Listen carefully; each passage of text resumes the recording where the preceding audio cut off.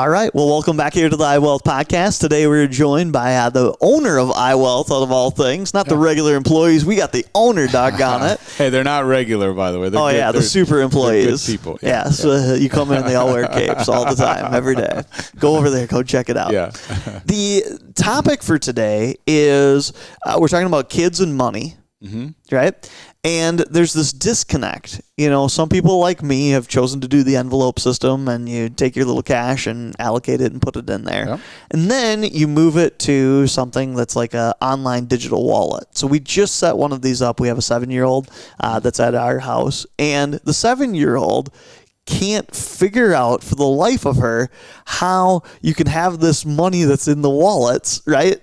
And then all of a sudden you're putting it into these digital wallets.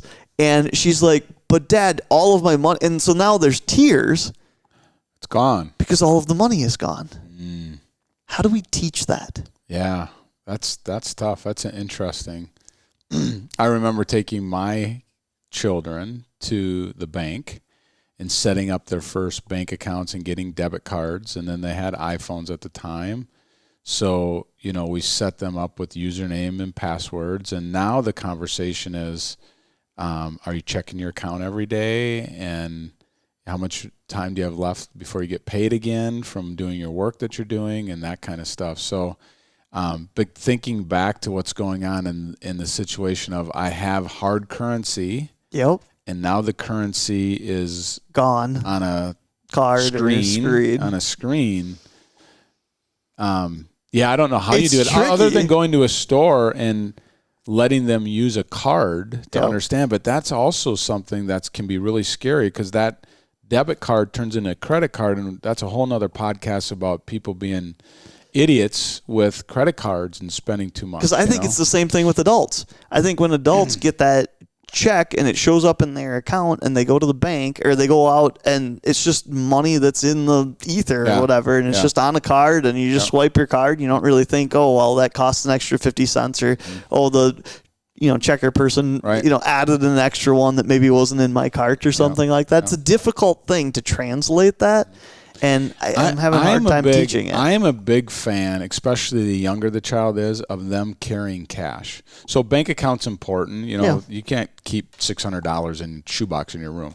But if they have, $50 in their purse, and they go to the store, because they're also going to school and learning about counting money, dimes, nickels, pennies, that kind of thing. And so with our kids, I'd always say, don't get ripped off. And I wasn't teaching them that the clerk is bad. Yeah. What I was teaching them is the value of, you worked for that money, or you've received it as a gift. You need to make sure you don't get ripped off. So when you give them, if it's $8 that you're paying and you give them 10, in your head you should be saying, I get $2 back. It's really hard to do that with a debit card. It's really hard to do that. So I think the younger they are, I think in your situation, go and take a withdrawal. Like, let her go to the bank with you, take out $50 as a withdrawal to see you can get it back. This is your hard currency. And then teach her how to make change as she does transactions, I think, is the way I would approach it. But it is an interesting dilemma, because it doesn't really change when you get older. Yeah. Well, it's a fun topic to talk about. We're curious to know how you guys handle it with you and your kids. Put that in the comments down below, because we are definitely looking for good suggestions on the correct way to teach this. Absolutely. So, we'll see you back here next time.